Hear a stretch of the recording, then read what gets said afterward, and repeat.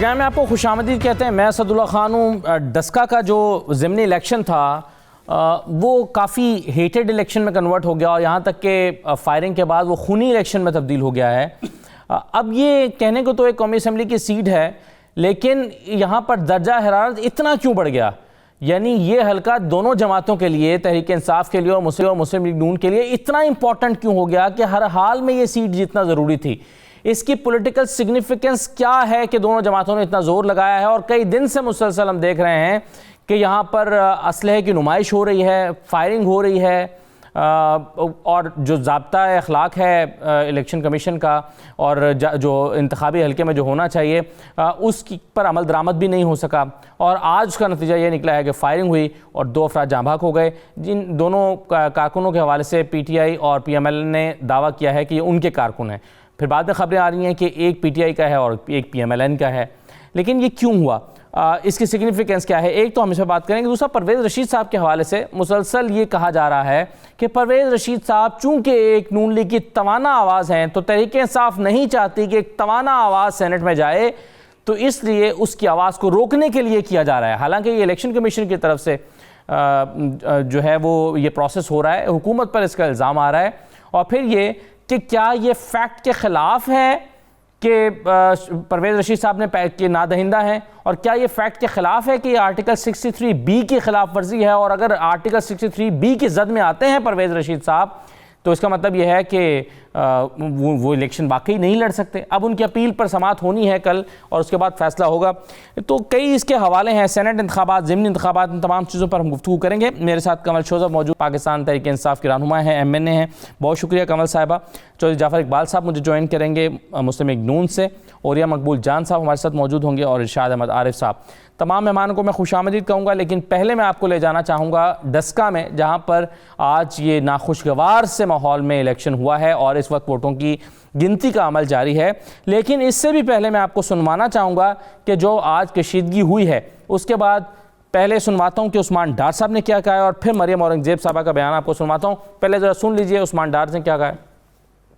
इनके MNAs MPs पूरे हलके में यूनियन काउंसिल की सतह के ऊपर ये लोग अपने MNA और MPs लेके यहाँ इलेक्शन लड़ने के लिए आए हैं। इनको अपनी शिकस्त नज़र आ रही है। इनकी कोशिश है कि किसी तरह से भी हम पोलिंग को मुदाखलत करें और जो लोग घरों से तब्दीली के लिए, चेंज के लिए डस्के के अजीम लोग बाहर निकले हैं वोट डालने के लिए, उनको हरासा करना चाह रहे हैं। PMLN वाले ज़रूर चाहते हैं हल्ला गुल्ला हो, दमादम मस्त कलंदर हो। अगर इन्होंने दमादम मस्त कलंदर करना है तो फिर हम भी पीछे नहीं हटेंगे। अब मरियम औरंगज़ेब साहिबा का लबो लहजा इससे भी सख्त था। वो उनका लबो लहजा धमकियां में था। उन्होंने क्या धमकी दिया, जरा ये भी सुन लें। ये इंतजामिया की आंखों के सामने बदमाशी हो रही है, ये इंतजामिया के सामने फायरिंग हो रही है। जब पुलिस पोलिंग स्टेशंस पे पोलिंग को रुकवाने का अमल कर रही हो तो ये फायरिंग कौन रोकेगा? ये FIR कटनी चाहिए वजीर आला पंजाब पर। वोटों के डब्बों को हाथ लगाया, अगर वोट के डब्बे को चोरी करने की कोशिश की, अगर जितने वोट डाले गए हैं और उसको चेंज तब्दील करने की कोशिश की गई, तो जो उसके बाद होगा उसकी जिम्मेदारी इमरान साहब और वजीर आला पंजाब बुज़दार साहब पर आएगी।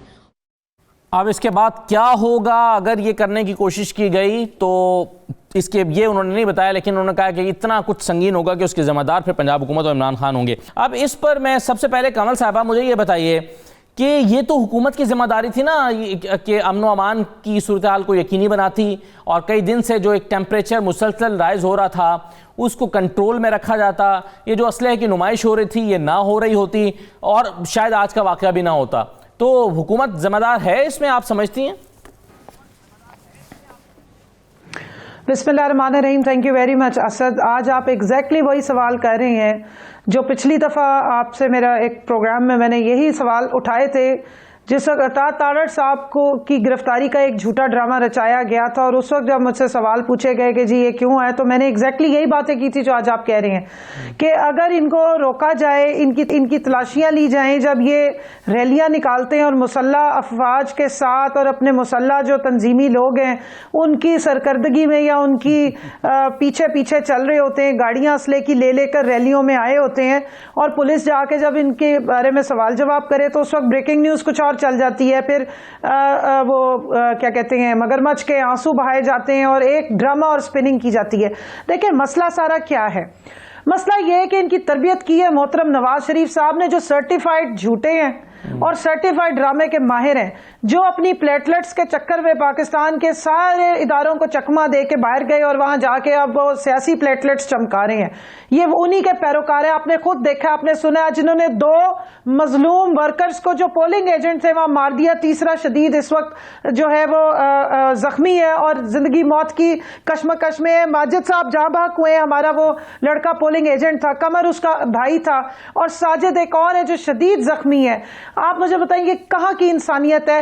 राना सनाउल्लाह नून लीग का एमएलए है। मरियम साहबा तो बहुत गुस्से में थी, अभी अज़मा बुखारी हमारे साथ न्यूज में थी, वो शिद्दत में थी और वो कह रही हैं कि ये तहरीक इंसाफ के लोगों ने मार दिया, हमारे कारकुन मार दिए हैं। वो तो धमकी दे रही हैं कि अब ये जिसके इस पर पर्चा कटना चाहिए परवेज ये आपके चीफ मिनिस्टर के खिलाफ।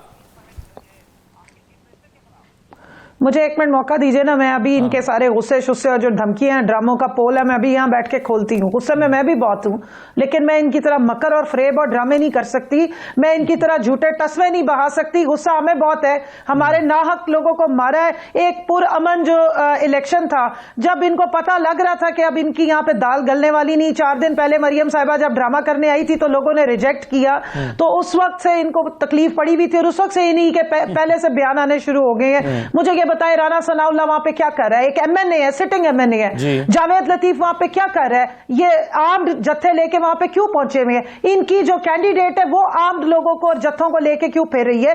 तो ये सारे जो माफियाज हैं ना, जिन्होंने ये पिस्तौल और बंदूकें रखी होती हैं और लोगों के ऊपर सीधी फायरिंग करते हैं, ये मॉडल टाउन का जो मेन कल्प्रेट है राना सनाउल्लाह, इसने अभी थोड़ी देर पहले डायरेक्ट इसमें टीवी पे बैठ के और स्टेटमेंट्स दिए और धमकियां चलाई हैं कि हम यूं कर देंगे, हम वो। और मरियम औरंगजेब की औकात क्या है उनके सिवाय बयान देने के ऊंची आवाज में अपने पूरे जो उनका जितनी वो उनका कद है उससे 6 गुना ज्यादा सांस निकाल के उसने धमकियां देती है।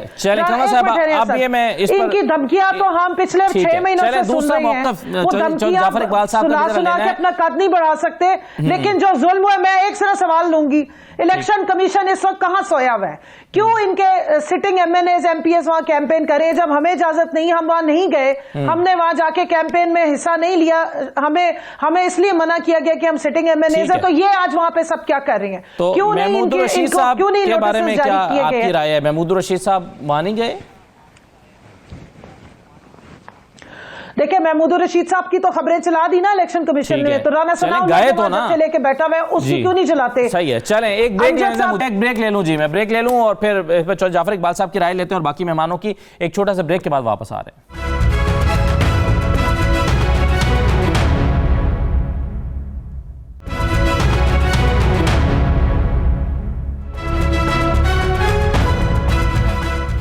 दोबारा आपको खुशामदीद कहते हैं। जाफर इकबाल साहब, ये जाहिर है इलेक्शन दोनों पार्टी के लिए इंपॉर्टेंट थे, इस पर हम अभी मजीद बात भी करते हैं क्यों अहम थे, लेकिन क्या ये इतने अहम थे कि एक सियासी जमात ने अपने फ़ायदे के लिए दर्जा हरारत को इस हद तक बढ़ाया और फिर फायरिंग हुई और उसमें 2 अफराद जाँबाक हो गए और एक शदीद ज़ख्मी है, और इसका इल्ज़ाम PMLN पे ओबियसली आ रहा है, अभी आपने सुना भी, हमारे रिपोर्टर भी बता रहे थे। ये क्यों हुआ आपके ख्याल में? बिस्मिल्लाहिर्रहमानिर्रहीम, बहुत शुक्रिया। मैं एक ऐसा सियासी कारकुन हूँ जी जो 7-8 साल की उम्र से लेके और आज तक यानी ख़ुद पोस्टर लगाने से लेके और वफाकी काबीना का हिस्सा रहा हूँ। आपके सारे सवालात बहुत दुरुस्त हैं और मोहतरमा MNA साहिबा जिस लहजे में मुखातिब थी और जो अल्फाज का चुनाव था, वो बताता है कि मेंबरान पार्लियामेंट का लोग क्यों कर एहतराम नहीं करते और क्यों कर नहीं करना चाहिए। झूठा, मकार, फरेब, मतलब ये सारी जोड़ जमा करके, और ये 2.5 साल के अंदर हमने देख लिया कि किसने कितना झूठ बोला और आज वो रिकॉर्ड पे सारी चीज़ें मौजूद हैं। आज के वाक़े पे अफसोस है, दिली अफसोस है, क्योंकि मैं ख़ुद पोलिंग एजेंट, पर्चियाँ काटने वाला भी रहा और वोट डालने से इलेक्शन लड़ने तक हम अपने देहात के अंदर, अपने इलाकों के अंदर इतना बेहतरीन माहौल रखते हैं कि खाना पीना जब आता है तो मिल बैठकर खाना खाते हैं, मिल बैठ के जो है वो तय करते हैं चीज़ें सारी। और अल्हम्दुलिल्लाह हाँ, कहीं ना कहीं ऐसे वाक़यात होते हैं। और इसके अंदर अगर आप कहें कि हमने बतौर अपोजिशन ऐसा माहौल बनाया। अपोजिशन के पास कोई ऐसा कुलिया, कोई इख्तियार नहीं होता कि वो इस माहौल को, इस दर्जा हरारत को वहाँ तक ले जाए। हुकूमत की नाकामी का आपने सवाल किया और मोहतरमा MNA साहिबा उसे गोल कर गई और बिल्कुल उसके ऊपर कोई किसी को ज़िम्मेदार नहीं ठहराया। मैंने 4 इलेक्शन लड़े हैं ख़ुद बतौर कैंडिडेट। मुतलका SHO, मुतलका DSP अगर असले के ऊपर और अगर चेकिंग के ऊपर कंट्रोल करे तो मुमकिन ही नहीं कि कोई फर्द जो है हाथ में लाठी लेकर भी निकल सके। लेकिन अब अगर आपके पास पंजाब में वो सारी सियासी इशू बना देता है। जैसे भी आपने सुना कि नौशीन साहबा को जब चेक करने की कोशिश की, उन्होंने लोग इकट्ठे कर लिए। वो सियासी इशू इसलिए बना, वो सियासी हिमायत में गाड़ी में बैठ गए कि मैं इसलिए बना जी सुन लीजिए जी सुन लीजिए, वो सियासी इशू इसलिए बना कि मुतलका SHO साहब जिन्होंने नौशीन इफ्तिखार साहिबा की गाड़ी रोकी, आप जरा उनके अल्फाज देखें, आप उनका लबो लहजा देखें। जब हलके के अंदर पूरी इंतज़ामिया मुस्लिम लीग नून के जो वहाँ इलेक्शन लड़ने वाले लोग हैं सारा दिन उनको खड़े कर कर के तलाशी ले रही है, और दूसरी तरफ मेरे पास वीडियोस हैं, मैं आपको भेज देता हूँ, मल्ली साहब की, उनकी कैंपेन की, उनके साथियों की, मुसल्ला गार्ड साथ हैं, आज इलेक्शन वाले दिन भी मुसल्ला लोग साथ हैं और वो बड़ी आज़ादी के साथ घूम रहे हैं। और हमारे ऊपर रहा ये सवाल हुआ कि राना सनाउल्लाह साहब क्या कर रहे हैं। राना सनाउल्लाह साहब सियासी वर्कर हैं, वो बिल्कुल वहाँ मौजूद हैं और बहुत सारे दूसरे लोग मौजूद हैं, वो MNA है ना, कैंपेन में नहीं जा सकते। गए हैं, लोगों के वोट वहाँ हल्के में तो रह सकते हैं ना, कि हल्के में बैठने पे भी पाबंदी है, जलसा नहीं कर सकते, लोगों से जाके वोट नहीं मांग सकते, ठीक है, हल्के में बैठ सकते हैं। जी बिल्कुल सही है। उस्मान डार साहब ने इस्तीफा दिया स्पेशल असिस्टेंट से, किस लिए दिया? फिरदौस आशिक अवान साहिबा वहां तशरीफ फरमाए हैं, महमूद रशीद साहब का आपने जिक्र किया, ये सारे लोग वहां क्या कर रहे हैं? और फिर आज सारा दिन क्या हुआ कि आपने 2-2 घंटे दरवाजे बंद रखे कि पोलिंग स्टेशन के अंदर लोगों को दाखिल नहीं होने दे रहे, लोग बाहर लाइनों के अंदर खड़े हैं। और अभी फिलहाल की ये है सूरत हाल, आपके टीवी समेत बहुत सारे बाकी चैनल्स भी ये नहीं बता रहे कि कहां से क्या नताइज आ रहे हैं, कौन जीत रहा है, कौन हार रहा है, ये लोग बताने से कासिर हैं। आखिर क्या वजह है? नहीं, ये जमहूरी मुल्क है, जमहूरी तरीके से मुंतखब रिजल्ट्स आ रहे हैं। लेकिन राना सनाउल्लाह साहब कह रहे थे कि जी आज जानबूझ के टर्न आउट कम रखने की कोशिश की है आपकी टीवी। जी चले, मैं राना सनाउल्लाह साहब को सुन भी लीजिएगा, उन्होंने क्या है, फिर मैं औरिया साहब की राय भी लेता हूँ, सुनिए। एक पोलिंग स्टेशन पे आके फायरिंग का वाकया किया है और वहाँ पे जब फिर हमारे कारकुन जो है वो उनके सामने हुए तो फिर वो वहाँ से भाग गए हैं। तो ये उनकी सिर्फ ये कोशिश है कि टर्न आउट जो है वो कम हो। हर कीमत पे हम आपके वोट का रिज़ल्ट जो है उसको हासिल करेंगे। फॉर्म 45 के ऊपर रिज़ल्ट जो है वो दिए बगैर कोई प्रिजाइडिंग ऑफिसर जो है वो अपना पोलिंग स्टेशन नहीं छोड़ सकेगा। अच्छा, एक तो ये है कि जिस वक्त हम ये प्रोग्राम कर रहे हैं इस वक्त भी नीचे जो टिकर चल रहे हैं वो इसी हल्के के मुख्तलिफ पोलिंग स्टेशन के जो नताइज आ रहे हैं, जैसे जैसे आ रहे हैं वो हम साथ साथ आपको दिखाते जा रहे हैं, तो रिजल्ट्स आ रहे हैं। अच्छा, अब मुझे औरिया साहब ये बताइए कि ये इस कौमी असम्बली के इस हल्के का इलेक्शन इतना इंपॉर्टेंट, इतना सिग्निफिकेंट दोनों पार्टीज के लिए क्यों है कि जीतना ही है हर हाल में दोनों ने? देखें, उस हल्के की बुनियादी सूरत हाल देखें और उसका क्राइम रेट देखें पूरे मुल्क में, आप हैरान हो जाएंगे कि पंजाब के सबसे ज्यादा मेजर जो क्राइम फोकस एरियाज हैं उनमें से वो आता है। सबसे ज्यादा कत्ल आपको वहीं से मिलेंगे, वो थाने जो कि करोड़ों रुपए में बिकते हैं वो वहां पर मौजूद हैं। बरादरी सिस्टम के अंदर एक दूसरे का टसल जो है वो उसको देख लें। ये बड़ा सेंसिटिव किस्म का हल्का था। सर आप क्राइम चार्ट निकाल लें, सर आप क्राइम चार्ट निकाल लें ना, एडमिनिस्ट्रेशन में क्राइम चार्ट निकाल, कोई मुश्किल बात तो नहीं है। और ये साहब 2-3 थानों के नाम दे दें जो बिकते हैं, और अगर वो बिकते हैं तो ये आईजी पंजाब यहाँ क्या बैठे कर रहे हैं?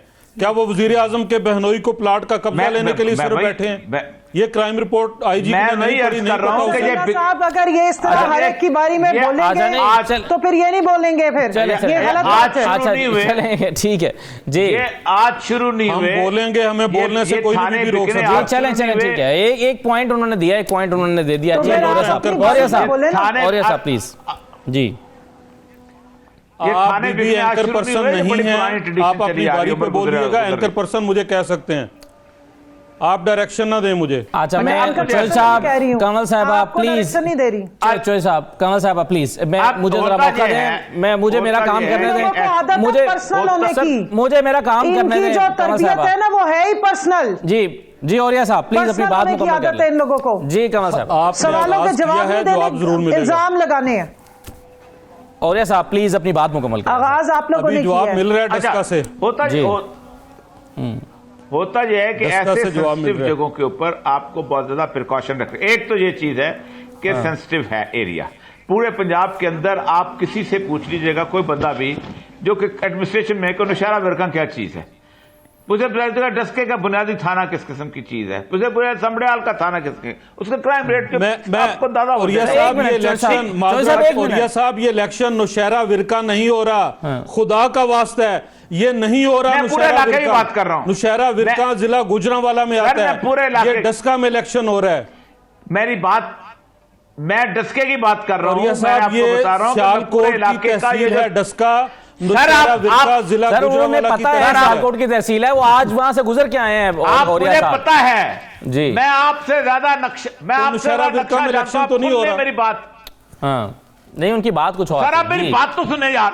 हाँ मैं बात क्या कर रहा हूं, जिस वक्त इलेक्शन हो रहा होता है इर्द गिर्द के 15 थानों को ध्यान रखना होता है। अगर आप वाकई एडमिनिस्ट्रेशन के आदमी हैं, आपको पता होना चाहिए कि पड़ोस में कौन सा थाना है, आपको पता होना चाहिए पड़ोस में कौन सा डिस्ट्रिक्ट है। आप एक उंगली खींच के आप समझते हैं बाकी सारे अपने आयरन कर्टन लगा दिया हुआ है, वहां से मच्छर भी नहीं आएगा, वहां से मक्खी भी नहीं आएगी। ये प्लान बनते हैं और इस प्लान के अंदर एक इलेक्शन की बात नहीं होती, ये पूरे 3-4 डिस्ट्रिक्ट का कोऑर्डिनेटेड प्लान होता है। आप जरा उठा के लीजिए। तो इस वायलेंस की जिम्मेदार इंतजामिया है सर, फिर आपके ख्याल में जो आप कह रहे हैं, इस वायलेंस की जिम्मेदार इंतजामिया है? इंतजामिया है बिल्कुल। सर मेरी बात सुने, दो जिम्मेदार हैं।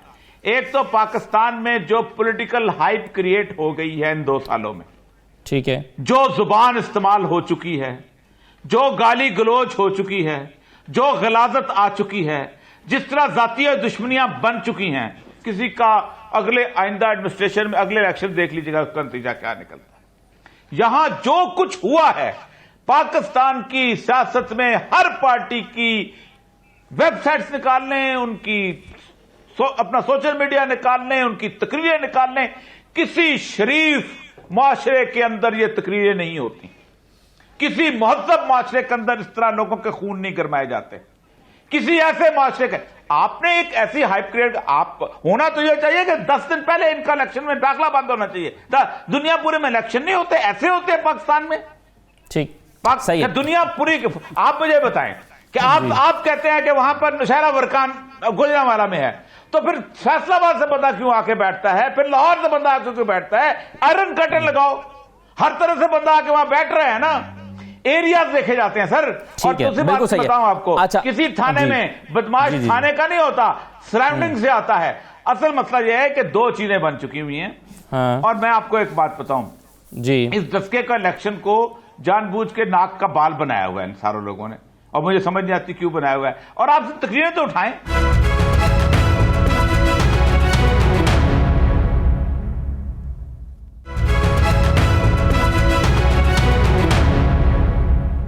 इरशाद साहब मुझे एक बात बताइए, अगर ये पीटीआई इलेक्शन हार जाती है तो उसकी तो इमरान खान प्राइम मिनिस्टर ही रहेंगे, और अगर पीएमएलएन हार जाती है तो leader of the opposition Shahbaz Sharif ही रहेंगे। कोई फर्क तो नहीं पड़ रहा नंबर पे, अगरचे हर सीट की एक वैल्यू होती है, लेकिन ये इसकी इंपॉर्टेंस, इसकी पॉलिटिकल सिग्निफिकेंस क्या है? अगर पीटीआई हारेगी तो क्या मतलब है, नून लीग हार जाएगी तो क्या मतलब है इसका? देखें, 2.5 साल में पीडीएम ने और अपोजिशन ने जो फ़ज़ा बनाई है और हुकूमत ने जो जवाबी नैरेटिव दिया है वो ये है कि 18 के इलेक्शन शफाफ नहीं थे। 18 के इलेक्शन में बड़े पैमाने पर धांधली हुई, और अगर कोई शफाफ इलेक्शन हो जाएं, कोई इलेक्शन ऐसे हो जाएं जिसमें कोई मुदाखलत किसी किस्म की ना हो, तो उसके नतीजे में मुस्लिम लीग नून या पीपल्स पार्टी या अपोजिशन का कोई कैंडिडेट है आसानी से जीत सकता है। और पीटीआई का कहना यह है कि 2018 के इलेक्शन शफाफ थे। अब भी हम मकबूलियत की उसी सतह पर हैं जिस सतह पर हम 2018 में थे, और इसका नतीजा देखा जा सकता है किसी भी ज़िमनी इलेक्शन में।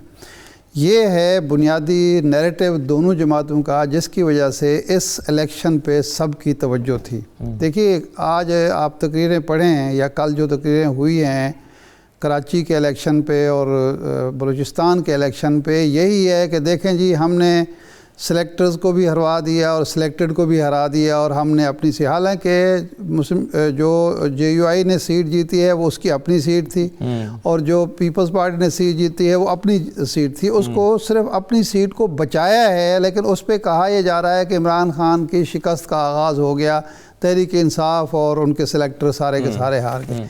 इस पस मंज़र में जब इलेक्शन होगा सेंट्रल पंजाब में और GT रोड के करीब, तो जाहिर बात है हाइप तो क्रिएट होगी। अब सियासी जमातों का रवैया जो भी हो, को पहले भी कोई इतना मिसाली रवैया पहले भी नहीं रहा। ये नहीं है कि 2.5 साल में ये ज़ुबान इस्तेमाल हुई, ये 1970 से हम इस तरह की ज़ुबान इस्तेमाल, टांगे तोड़ने की बातें भी 1970 में हमने सुनी थी, और इस तरह की बातें, कत्ल भी होते रहे हैं। ताजपुरा के इलेक्शन जो हुए थे वो, और ताजपुरा के इलेक्शन और जो लियाकत बाग का वाक़या हुआ था, उससे बदतरीन वाक़या हो ही नहीं सकता इस मुल्क के अंदर, कि जहां लोग दर्जनों की तादाद में मार दिए गए थे। तो अगर ये माहौल हो और उसमें इलेक्शन हो रहे हों, तो जो बुनियादी ज़िम्मेदारी एडमिनिस्ट्रेशन की बनती है, जो हुकूमत की बनती है, पंजाब हुकूमत की ख़ास तौर पर, वो ये है कि इलेक्शन सबसे पहले पुरअमन हो। इंसानी जान का दिफा, इंसानी जान का तहफ़्फ़ुज़ तरजीह अव्वल होनी चाहिए, खा वो उसका ताल्लुक़ मुस्लिम लीग नून से है, खा वो PTI से है, आम वोटर है, किसी ग्रुप से है, किसी धड़े से है, या गैर जानिबदार है। लेकिन ये मानना पड़ेगा कि पंजाब गवर्नमेंट या सिविल एडमिनिस्ट्रेशन और पुलिस जो है वो इलेक्शन को पुरअमन नहीं रख सकी। ये क्या मजाक है कि जनाब वाला एक गाड़ी में पता चलता है पुलिस को कि उसमें असला जा रहा है, उसको रोका जाता है और पुलिस चेक ही नहीं कर पाती। वो अगर ये बात सच है कि उसने 150 लोग अपने बुला लिए, तो क्या पुलिस इतनी इस मुल्क में और इस सूबे में और इस गुजरांवाला डिवीज़न में इतनी कमज़ोर हो गई है कि जो भी 150 आदमी बुला ले वो असला लेके फिरता रहे, वो कत्ल व गारत करता रहे, और कोई देखते रहे कि 1 मिनट में टेलीविजन पे शोर मच जाता है कि सियासी इंतकाम का निशाना बनाया जा रहा है। हमें कैंपेन से रोका जा रहा है। हमें सोचना चाहिए कोई ज़ाब्ता अखलाक इलेक्शन कमीशन का है, कोई मीडिया के लिए ज़ाब्ता अखलाक है, कोई जो उम्मीदवार है उसके लिए कोई ज़ाब्ता अखलाक है। इलेक्शन कमीशन को मुतारिक होना चाहिए, उसको सूरत हाल पे तवज्जो देनी चाहिए, मीडिया को बताना चाहिए कि जी असले की आम तौर पर भी ममानियत है और इलेक्शन के दिनों में असला लेकर घूम रहे हैं, कोई पूछने वाला नहीं है। तो ये जो इसका ज़िम्मेदारी है वो तो कबूल करनी पड़ेगी पंजाब गवर्नमेंट को और सिविल एडमिनिस्ट्रेशन को और पुलिस को। एक बात, अब जो दूसरा इशू है, जो अहमियत है, अब अगर ये इलेक्शन मुस्लिम लीग नून वाक़यतन जीत रही है, वाक़यतन वो धांधली को रोक रही है, तो ये फायरिंग क्यों हो रही है?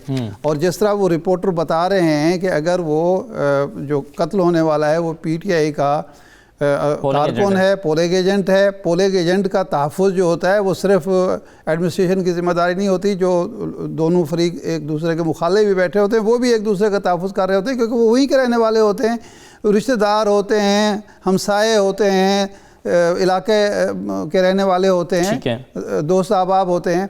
तो ऐसी सूरत में ज़ाहिर बात है कि दोनों ने अना का मसला बनाया हुआ था, एडमिनिस्ट्रेशन कमज़ोरी दिखा रही है, और नतीजा ये है कि इलेक्शन, और अच्छा इसमें एक और पहलू भी है कि अगर ये मुस्लिम लीग नून इलेक्शन हार जाती है तो नतीजा क्या होगा? ये हुकूमत कहने में हक बजानिब होगी कि देखिए जनाब, यहाँ ये इलेक्शन जो सीट थी वो मुस्लिम लीग नून की थी, PDM मिलजुल कर जोर लगाया, उसके बावजूद हमारा कैंडिडेट जीत गया जी। और अगर नून जीत जाती है तो वो ये कहेगी देखिए जी लोगों ने हुकूमत को मुस्तरद कर दिया, बिल्कुल सही है, मुस्तरद कर दिया। हाँ, तो इस वजह से ये हाइप क्रिएट हो गई है। तो इसकी सेंसिटिविटी जो थी उसका एहसास हुकूमत को होना चाहिए था, सिविल एडमिनिस्ट्रेशन को होना चाहिए था, जो नहीं हुआ है। ये अफसोसनाक बात। बिल्कुल सही है, लेकिन हर ज़मीनी इलेक्शन में ऐसा ही होता है कि और यही नतीजा हर ज़मीनी इलेक्शन में किसी की भी हुकूमत हो ये निकाला जा सकता है कि देखिए जी लोगों ने हुकूमत की पॉलिसीज को मुस्तरद कर दिया। तो इसमें नई बात तो नहीं होनी चाहिए थी। लेकिन मुझे एक चीज़ कमल साहिबा, एक तो अगर आप जवाब देना चाहें, क्योंकि सबका ख्याल है कि इंतजामिया बुरी तरह नाकाम रही है। शाह साहब, औरिया साहब, जाफर इकबाल साहब की इंतजामिया की जिम्मेदारी थी हम कायम रखना, नहीं कर पाई, ये जिम्मेदारी कबूल करनी चाहिए। दूसरा साथ में मिलाकर इशू को शुरू करना चाहता हूँ, वो परवेज रशीद साहब का है कि तमाम PMLN के लोगों की तरफ से ये इल्ज़ाम है कि PMLN की एक तवाना और ताकतवर आवाज़ को जो है वो सेनेट में पहुंचने से रोकने के लिए हथकंडे इस्तेमाल किए जा रहे हैं। क्या जवाब देंगी आप? देखिए, पहले तो मैं जाफर साहब ने जो मेरे पे डायरेक्ट अटैक किए और ज़ुबान की बात की और कहा जी इसलिए लोग जो हैं वो शायद जो सियासतदान हैं उनको पसंद नहीं करते या पार्लियामेंटेरियंस को, तो मैं सिर्फ इनको इतना बताऊंगी कि मैंने तो सिर्फ सख्त अल्फाज इस्तेमाल किए जवाब में। तो गुफ्तार के गाजी से बेहतर होता है कि बंदा किरदार का गाजी बने, जो आप लोग नहीं बन सके, और सिर्फ गुफ्तार में अल्हम्दुलिल्लाह करके और माशाल्लाह कह के और अल्लाह ताला के फजलो करम से कह के पाकिस्तान के लोगों का अरबों खरबों खाते रहे। दूसरी बात, इंतज़ामिया की बात करें, मैं वहाँ मौजूद नहीं हूँ, लेकिन उस्मान डार साहब मौजूद थे, आपके नुमाइंदे मौजूद थे, और जो उन्होंने बयान दिया मैं वो कोट कर सकती हूँ कि हर पोलिंग बूथ पे 5 से 10 के करीब पुलिस वाले भी मौजूद थे। इसके अलावा रेंजर्स भी तैनात थी, 2 से 3 लोग। नतीजा क्या निकला? लेकिन जब जत्थों में लोग अटैक करते हैं, सुन लेना, ज़ीशान रफीक साहब ने जब अपने लोगों को लेके जत्थे पे अटैक किया और ब्रस्ट मारे और वहाँ 2 बंदे कत्ल हो गए और उसके बाद से वो गायब हो गए वहाँ से, तो और दूसरे लोगों को जब आप शहरियों को आगे करके और आप ढाल बनाने की कोशिश करते हैं, तो पुलिस की एक लिमिटेशन है जो फौज की लिमिटेशन में नहीं आती। इसलिए लोग डरते हैं जब फौज अपनी बंदूकें लेके वहाँ खड़ी होती है। पुलिस को ये बताया जाता है कि भाई आपने एहतियात करनी है, आपने अवॉइड करना है कि कोई खुदा न खास्ता ऐसा वाकया ना हो, क्योंकि बाद में आपको पता है कि कितने बड़े बड़े मसले बनते हैं। और इसी चीज का ये फायदा उठा रही है जो इनकी कैंडिडेट ने फायदा उठाया कि 150 लोगों को बुला लिया। अगर आगे से एग्रेशन दिखाया जाए तो आपने राइटली पॉइंट आउट किया कि फिर सियासी इंतकाम का रोना तो ये पहले दिन से रो रहे हैं और अब भी रो रहे हैं, और मरियम औरंगजेब को उन्होंने रखा ही सिर्फ धमकियां देने के लिए, और वो भी सारी गीदड़ भपकियां होती हैं। जहां तक अभी सवाल ये जो बयान दे रहे थे कि जनाब ये इतना इंपॉर्टेंट क्यों है, मैं एक सियासी कारकुन हूं और ग्रास रूट लेवल पे इलेक्शन लड़ती रही हूं, जब पोलिंग एजेंट भी बैठती रही हूं। मुझे अंदाजा है कि एक एक यूसी के लेवल पे एक एक पोलिंग बूथ जो है वो एक वर्कर के लिए बहुत अहमियत का हामिल होता है। और वैसे ही इलेक्शन के टाइम पे वैसे ही एक गर्म जोशी आ जाती है आपके अंदर, उसकी रेलेवेंस चाहे बाद में एनालिस्ट जो मर्जी बनाते रहे कि जी पीडीएम ये कह देगी और हुकूमत ये, ऐसी बात नहीं होती। उस वक्त आपका जो ग्रास रूट का वर्कर में यही फर्क होता है सियासी वर्कर का, वो अपनी जान की बाजी लगाता है, सर धड़ की बाजी के हम जीतें। और फिर उसके बाद ये कहीं जस्टिफिकेशन तो नहीं है ना, ये जो कुछ हुआ है उसकी कुछ लोग शायद, मुझे जो ऐसा लग रहा है कि जस्टिफिकेशन दे रही है। मैं जस्टिफिकेशन नहीं दे रही, मैं आपको रियलिटी चेक बता रही हूं कि अगर मैं वहां पर मौजूद होती तो मैं अपनी जान की परवाह किए बगैर पूरे जज्बे के साथ, जो मैंने एक लड़ा गवाल मंडी में जब ये डॉक्टर यास्मीन राशिद साहिबा के उसकी मेरी ड्यूटी थी, तो मुझे पता है वहां पे किस तरह से इनके कई किस्म के भट्ट साहब जो हैं वो आर्म्ड लेकर पहुंचे हुए थे शाम को, और किस तरीके से हमने इनके दौरे हुकूमत में वो इलेक्शन लड़े थे। बहरहाल coming back to the point, justification कोई अगर 2 जाने हमारे कारकुनों की जाया हो गई हैं तो मैं उस पर कोई जस्टिफिकेशन नहीं दूंगी। मैंने आपके प्रोग्राम में इलेक्शन कमीशन के रोल पे सवाल उठाया, और मैं ये परवेज रशीद साहब वाली बात बता दें फिर मैं आगे बढ़ूं कि हमने जी परवेज रशीद साहब को क्यों आप रोक रहे हैं सेनेट में जाने से? उनके बकौल परवेज रशीद साहब के करतूत उन्हें रोक रहे हैं। चोर मचाए शोर पूरी पार्टी का स्लोगन है कि पहले झूठ को सच करके दिखाओ। उसके लिए अज़मा बुखारी हो, मरियम औरंगजेब हो या कोई भी हो, भाई आपने 95 लाख, और जो वो फरमा रहे कि मैंने तो बारहा कोशिश की, ये उनको तीसरा नोटिस था जो मैं अभी आपसे शेयर कर देती हूँ। ये पहला नोटिस नहीं है जो उनको दिया गया है, और ये माशाल्लाह 2008 दिन ये बैठे रहे, 79 डेज उनकी बेटी बैठी रही।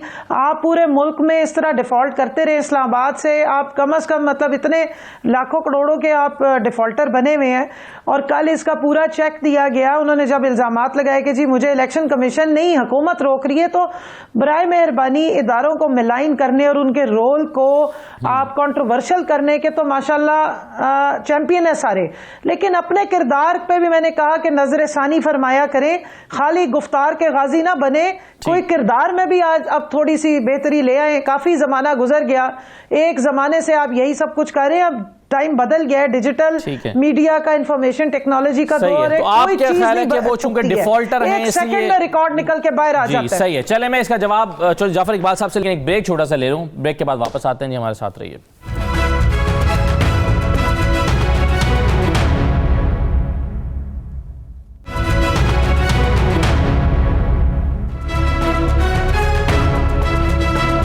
दोबारा आपको खुशामदीद कहते हैं चौधरी जाफर इकबाल साहब। ये मैंने निकाल लिया ब्रेक में 63B आइन का आर्टिकल है जो कहता है कि a person shall be disqualified from being elected or chosen as a member of Majlis Shura if he is an undischarged insolvent, अगर कोई शख्स नादहिंदा है। ये आर्टिकल 63B है। क्या परवेज रशीद साहब नादहिंदा नहीं थे? जब वो तस्लीम कर रहे हैं नादहिंदा थे, तो क्या ये आइन का आर्टिकल एग्जिस्ट नहीं करता है? क्या ये उन पर अप्लाई नहीं होता है? अगर होता है तो फिर क्यों कहा जा रहा है पीएमएल की तरफ से कि उनको निशाना बनाया जा रहा है? पहले दो चीज़ें और जिनका गुफ्तार और किरदार के गाजी कौन हैं और कैसे हैं। कुछ लोगों ने पैसे मुंह पे वापस मारने थे IMF के, ये उनका गुफ्तार था, और किरदार ये है कि IMF की शराइत पे वज़ीर ख़जाना लगाए हुए हैं। कुछ लोगों ने इस मुल्क के अंदर जो है इंसाफ करना था, और आज ये है कि बहनोई का प्लाट छुड़वाने के लिए भी IG जो है वो तब्दील करना पड़ता है। कुछ लोगों की गुफ्तार ये थी कि ऊपर ठीक हो तो नीचे सब ठीक हो जाता है। हालत ये है कि टैक्स कलेक्शन अपने टारगेट से नीचे जा रही है। वीडियो मंजर आम पे आ गई, कलेक्शन तो और पैसे लेने वाले कहते हैं कि परवेज खटक साहब ने दिलाए। टैक्स कलेक्शन वैसे टारगेट से ज्यादा हुई है सर। किसी ये तो आपने साल पूरे की देखिए, साल पूरे की, और फिर ये था कि जी परवेज खटक साहब ने पैसे दिलवाए और स्पीकर हाउस में पैसे दिए गए, और स्पीकर साहब जो है प्रमोट होकर कौमी असम्बली के स्पीकर बन गए, और वजीर आला प्रमोट होकर जो है वजीर दिफा बन गए।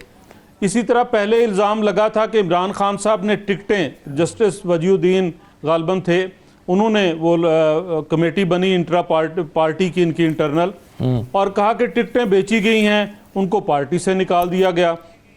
आज महंगाई कम करनी थी और महंगाई अरूज पे जा रही है। गुफ्तार और किरदार का फर्क आप जान लें कि आपने टिकट को देने थे, कैसे लोग ऐवान में लाने थे, और आज टिकटें कहाँ तकसीम हो रही है। जी परवेज रशीद साहब की तरफ आता हूँ। परवेज रशीद साहब सेनेटर हैं, सेनेट के अंदर बैठते हैं, और अगर उनके खिलाफ नादहिंदगी का ऐसा कोई इशू था तो इससे पहले वो मूव किया जा सकता था इलेक्शन कमीशन में, इससे पहले बताया जा सकता था, और उनको सिटिंग सेनेटर से डीसीट करवाया जा सकता था। ये सारी चीज़ें मैनेज्ड हैं और मैनेज करके की जा रही हैं। दूसरी तरफ एक शख्स हैं जो एडमिटेड इलेक्शन कमीशन में भी और इस्लामाबाद हाई कोर्ट में। लेकिन आप ये नहीं कह रहे चौधरी साहब कि अगर ये उन्होंने खुद क्यों अपनी अखलाकी जिम्मेदारी सर अंजाम नहीं दी कि वो ये पे करते, और क्या आप ये बिलीव करते हैं कि उन्हें पता ही नहीं था कि उन्होंने पे करना है? ये एक अलग बहस है। ये एक अलग बहस है कि क्या इतने पैसे बनते हैं कि नहीं, वो यहाँ बैठ के हल नहीं हो सकती। वो तो देने के लिए तैयार हैं, बनते हैं तो दे रहे ना सर। वो तो आर्गुमेंट कर रहे हैं कि मैं देने के लिए तैयार हूँ। अगर वो नहीं बनते तो क्यों दे रहे हैं सर? देने के लिए इसलिए तैयार हैं कि अगर यही शर्त है देने के लिए, इसलिए तैयार हैं कि अगर आखिरी दिन नॉमिनेशन पेपर रिजेक्ट करने के लिए यही एक बहाना है तो हम भरते हैं, अंडर प्रोटेस्ट भरते हैं, और भरने के बाद हम चलेंगे और अपनी उसको अदालत के अंदर क्लियर करेंगे। हाँ, वैसे ये वाला आर्गुमेंट अभी तक उनकी तरफ से आया नहीं है कि ये मेरे इतने बनते नहीं है, लेकिन मैं फिर भी दे रहा हूं क्योंकि मैंने कल इलेक्शन लड़ना है। और ये साहब, ये परवेज रशीद साहब के मामले को कैसे देख रहे हैं आप? कल उन्होंने कहा है कि मैं ये पैसे देने, जी मैं तैयार हूं, मैं तो देना चाहता हूं। मुझे उन्होंने ये भी कहा कि मेरे इल्म में नहीं था कि मैंने देने हैं। पैसे देने के लिए, जी जाहिर बात है किसी ने नोटिस मेरे भेजा साथ होता ही तो रहते हैं, बिल- दो नोटिस मैं भी दो वहाँ रहता नोटिस हूँ। फिर रहे हैं मार्केट में, अब तो हर एक के पास है जो उनको साहब, भेजे गए थे। जब वो रहे हैं उस कमरे में और सर, उनकी मैं- साहबजादी का ये मैं- कह रहे हैं तो जी। उनको पता ही नहीं है कि मैंने पैसे देने जी हैं। औरिया साहब जी, रहने वाले को तो पता होता है कि मैंने सर देने मैं हैं। भी उस जमाने में सितंबर 2007 से लेके जून 2008 तक मैं वहां रहता रहा हूं, मेरे साथ होते थे वहीं। पैसे दिए थे तीन आपने? आदमी था, मैं पे करके चला था। अच्छा, ठीक। जी मैं पे कर, वरना मेरा सामान रख लेते सर, मैं परवेज रशीद थोड़ा मेरे सामान न रखते। वो इकट्ठे हम, मैं भी पंजाब हाउस, मैं उसका हेल्थ में जॉइंट सेक्रेटरी था और पंजाब हुकूमत ने मेरे पर एहसान किया हुआ था कि उन्होंने कमरे में रहने दिया था मुझे, तो मैं रहता रहा हूँ। उस जमाने में वहाँ रहते थे, मुझे नहीं पता वो कमरे दिए इनके पैसे, ये उनका मामला है। लेकिन मसला सर यह है कि ये एक सिर्फ परवेज रशीद के साथ नहीं, ये हमारी रिवायत बनी हुई है। आपको अंदाजा ही नहीं है कि आप किसी भी महकमे का सर्वे करा लें गुज़श्ता 20-25 साल से, जिस ये जो मैं उसमें रहता था, जब मैं आखिरी पोस्टिंग हुई थी, मैं फेडरल लॉज में रहता था। फेडरल लॉज के 5 कुक जो थे वो दुरानी साहब नहीं तो वजीर आला जो बाद में हाउसिंग मिनिस्टर बने थे, उनके घर में होते थे और किचन में मक्खियां बना रही होती थी, बराह रास्त उनके घर में होते थे। मतलब बर्तन घर में। तो ये हमारे यहाँ हमने जागीर बनाई हुई है वैसे हम, ये बड़ी सही है। और ये बड़ी तकलीफ दे बात है, बहुत तकलीफ। और परवेज रशीद साहब का मामला सर, इस पर के अंदर भी है, कमेंट बाकी करें, सब क्या जाती हो रही है उनके साथ? वैसे देखें, पहली बात तो ये है कि जाहिर बात है जिस जमाने में वो रहते रहे हैं उस जमाने में पंजाब हुकूमत पर शहबाज शरीफ जाहिर बात है वज़ीर आला होंगे, उनको गुजरे 2-2.5 साल हो गए हैं, तो 2-2.5 साल से तो उनको पेमेंट कर देनी चाहिए थी अब तक। अब ज्यादा अगर आया है तो इसका मतलब ये है वो समझते होंगे कि शायद 2 साल के बाद कोई भूल जाएगा चीजें। लेकिन ये बड़ा गलत एटीट्यूड है हमारा डिफॉल्ट होने का, और ये हर जगह पे आपको मिलेगा, हर जगह पे आपको मिलेगा। बहुत अजीबोगरीब रवैया है। अच्छा, वैसे तो शाह साहब दरखास्त गुजार ने 8 एतराज़ात उठाए थे, उसमें से एक 63G भी था कि जी ये इन्होंने आर्म फोर्सेस के खिलाफ बयानबाजी की हुई है, या इन्होंने जो है वो एक सीक्रेट मालूमात जो है वो लीक की हुई हैं। तो बहुत सारे इल्ज़ाम उन्होंने लगाए हुए हैं, लेकिन बहरहाल ये सिर्फ ये वाला पॉइंट जो है जिसकी बुनियाद पर डिस्क्वालिफिकेशन हुई है, ठीक हुआ है आपके ख्याल में? देखिए, बात यह है कि जो रिटर्निंग अफसर होता है उसने तो ये देखना है कि कौन सा एलिगेशन प्रूव हुआ है। ये बात इल्ज़ाम है कि वो जो इल्ज़ाम तराशी करते हैं क्योंकि किसी अदालत से वो कन्विक्ट नहीं हुए, लेकिन चूँकि आइन में ये लिखा हुआ है और इलेक्शन रूल्स में भी यही चीज़ है कि जो आदमी नादहिंदा है, खा वो किसी महकमे का हो, पंजाब हाउस का हो या वापडा का हो या किसी और महकमे का हो, तो वो इलेक्शन नहीं लड़ सकता। तो वो रूल उन पर अप्लाई हुआ। तो अब ये परवेज़ रशीद साहब जो हैं ये मुस्लिम लीग नून के उन लोगों में हैं जो निस्बतन नेक नाम हैं, जिनको कोई कब्ज़ा ग्रुप हो या जिनको कोई इस तरह की बात नहीं करता, तो उनके जो दोस्त हैं उनको वो दरवेश मनश कहते हैं। अब ये आप चौधरी जाफर इकबाल साहब भी बता सकते हैं कि ये दरवेश मनश और सबसे अच्छे लोगों में से जिनका शुमार होता है, ये उनकी हालत है कि 95 लाख रुपया, ये 1,50,000 30,000 की बात हो तो चलो जी बंदे वो करता है, 95 लाख उन पर चढ़ गया। चलो जी हम कहते हैं 95 के बजाय वो 75 लाख बना लें, और उनको पता ही नहीं चला और उन्होंने पेमेंट करना गवारा नहीं किया, और जब निशानदेही हो गई तो अब वो कह रहे हैं कि जनाब मैं पेमेंट कर देता हूँ। ये बड़ी ज़्यादती है। ये सिर्फ मुस्लिम लीग का कल्चर नहीं, हमारी सियासी जमातों का और ताकतवर लोगों का कल्चर बन गया है। यानी हमने ये तक देखा कि जब मिनिस्ट्री ख़त्म हुई, मिनिस्टर साहब अपना घर छोड़ रहे थे तो वो पर्दे तक उठा के और लाइटें उतार के ले गए। ऐसे भी वाक़यात यहाँ हुए हैं।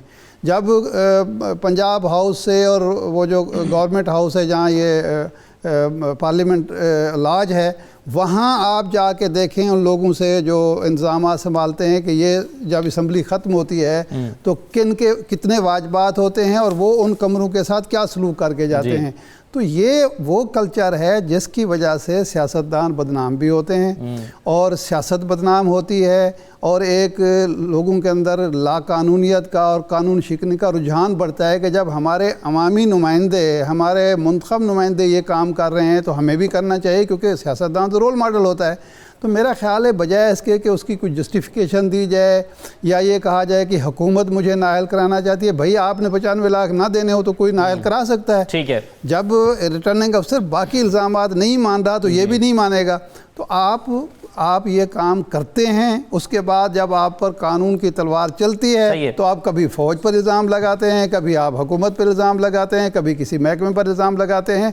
आप अपने किरदार ठीक करें, अपने कौल व फेल में जो तजाद है वो ख़त्म करें ताकि मुआशरा सुधरे, लेकिन एक मुआशरा बिगाड़ का शिकार ना हो। एक एतराज़ जो जाफर इकबाल साहब ने उठाया है कर्नल साहबा, वो ये कि अगर वो नादहिंदा हैं तो आप 2.5 साल से आपने उनको नोटिस देकर वो उनको डी-सीट क्यों नहीं किया? चले नोटिस तो आपने दिया उनको कि पैसे जमा कराए हैं, लेकिन उनके खिलाफ कार्रवाई होनी चाहिए थी। नादहिंदा शख्स क्यों बैठा हुआ था सेनेट में? देखिए, ये तो वही वाली बात कर रही है कि मरियम बीबी ने जलसा करते हुए कहा कि हुकूमत ने हमें क्यों नहीं बताया कि मेरी दादी का इंतकाल हो गया है। इनको खुद पता होना चाहिए। उनको 3 नोटिस जा चुके हैं पंजाब हाउस से। ये जो नोटिस अभी आपका चल रहा है इसमें सोशल मीडिया में, ये 3rd नोटिस है, ये पहला नोटिस नहीं है। और मेरे ख्याल में परवेज रशीद साहब को मैंने चिप्स खाते हुए देखा किसी बच्ची के, तो वो मुंह में ही डालते, कान में तो नहीं डालते। इतने पुराने सेनेटर है, रूल ऑफ लॉ का और आइन का ये हमें समझाते हैं कि इनको पता नहीं है, तो उनको खुद नहीं पता है कि उन्होंने क्या करना। और जब वो सेनेट के लिए जा रही हैं तो अपने सारे खाते क्लियर करके जाएं। दूसरी बात ये, और उनका नाम कोई एक्सीडेंटली तो आया नहीं है, काफी अरसे से फ्लोट हो रहा था, तो अपने खाते सीधे करते।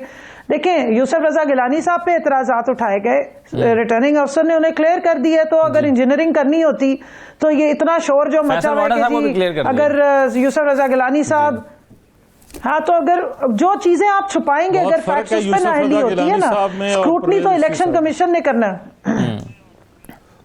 जी बिल्कुल, वाकई बहुत फर्क है, क्योंकि यूसुफ रजा गिलानी साहब को इन्होंने मुजरिम बनवाया था और परवेज रशीद साहब बेचारे लाइलमी में बन गए। अच्छे नहीं है जितने परवेज रशीद हैं, तो उनके तायद कुनिंदा क्यों बने आप? एक चीज सुन लें शाहिद खान अब्बासी साहब, असद एक चीज सुन लें, असद एक चीज सुन लें, ये जो इन्हें मुफ्ते करने की आदत रही है ना हुकूमत में रहते हुए, मैंने ये नहीं कहा कि वो अच्छे नहीं। फर्क क्या है फिर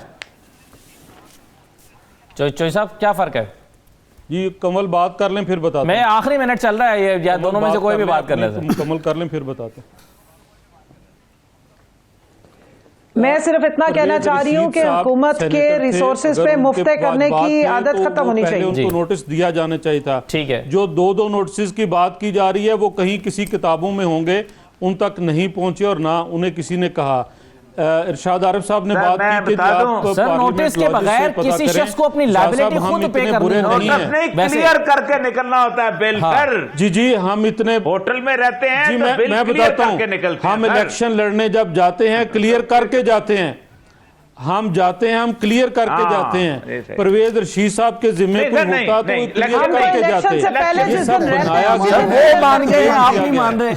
परवेज रशीद खुद मान गए हैं कि उन्होंने पे करना है और आप नहीं मान रहे कि उन्होंने पे करना है।